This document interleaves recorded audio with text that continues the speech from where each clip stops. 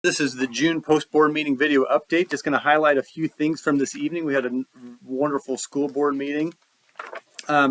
Just a couple things. The board reviewed the strategic plan belief that we believe in continually striving for excellence. Hopefully you've seen that. And we're continuing to make progress in the work that we're doing. The board also approved the board norm that once a decision is made, we'll communicate the board's decision with support as a unified group. We have a wonderful school board, and I want to announce that we did have a vacancy. The board selected and appointed Gordon Weathers as our newest board member. We're so excited.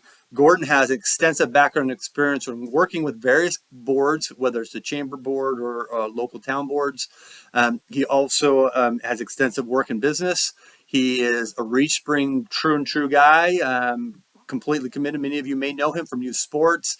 He's engaged in a lot of different things and just will be a wonderful addition. We're a little excited to learn and grow from Gordon as he continues to engage on the board. Let's see, let's dive in. So the board did get recognized for excellence from the Missouri School Board Association for having extensive, it's an excellence award for being a distinguished board, which means they've, as a board and leadership, we've had to go through extensive training and attend conferences and professional development. And so the board, all of our board members were able to do that. And we received this recognition this last week at the Chateau. The Missouri School Board Association had a conference, and we were recognized there. I briefly updated the board on our bond projects and our budget related to that. We have just received $16,000 in extra funds towards our bond project, towards the Career Center. We also were approved a $526,000 enhancement grant. That's a 50-50 grant. Kudos to Brian Moeller specifically, who does a lot of legwork behind those enhancement grants. That is basically covering half the cost of our Table Rock Career Center equipment. Really excited. We discuss a little bit about bond revenues. We may have a little bit of a surplus at the end of all of our projects that will be dedicated to, we'll come up with a plan and tie that back into our ballot language and come up with a plan in the fall. Jason Reinch was here and provided a school of sports update, youth sports update. He has done such a remarkable job since I've been here for the last 5 years to expand our youth sports program. I'm so proud of that. Our number of participants, we're engaging almost 1,000 kids in youth sports activity here at Reed Spring before they even get to the middle school or high school. And that growth has been significant since Jason has taken leadership over the program. We're excited that we're now adding youth sports under the umbrella of our work. I've heard already from multiple people that they're really excited about that happening. Youth wrestling, I don't know if I said that, but youth wrestling underneath us.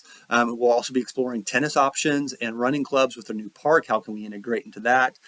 Jason Reich has done a phenomenal job, and our team and our coaches. I'm so proud of our coaches because our coaches have really bought into, from a high school, middle school level, how do we engage with these youth to get them ready and prepared for middle school and high school sports. You see it right now during Youth Sports Week. So really proud of their work. We adopted or approved the spring sports programs, which we had great spring sports, conclusion of those sports in middle school and high school. Again, appreciate all the athletes and the work that they've done and the coaches who dedicate hours of time. The board did approve. As you know, we've been working on the cell tower agreement for it's been over a year, I think.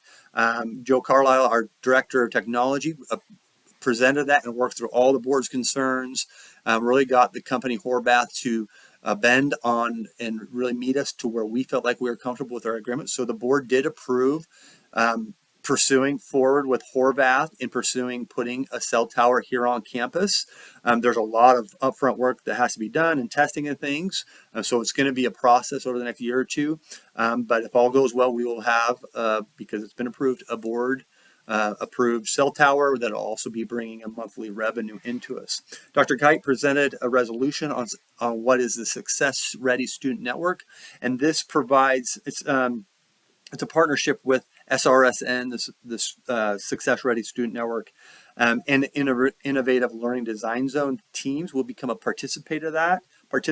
And this will basically be a commitment to us. We made a commitment as a resolution for the board that we're going to join this. We're going to be part of this process, which will work with this group to find alternative ways to assess kids outside of the traditional end of year MAP test.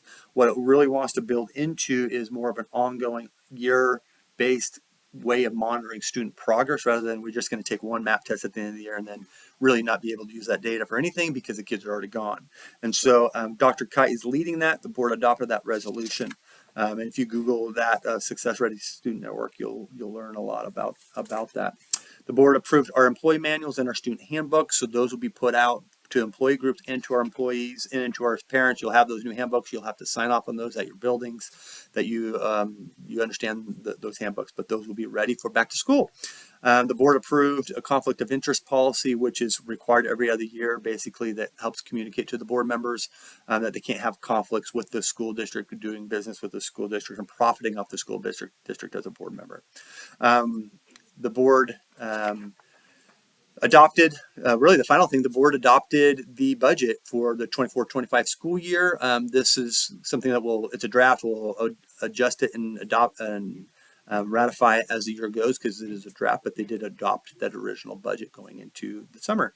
We are audited externally by an external group. They come in and audit it, make sure we're following the law, that we're staying within guidance, that we're following best practice, that there's no fraud, nothing fraudulent, no behaviors that are or misuse of funds. So that's happening actually next week.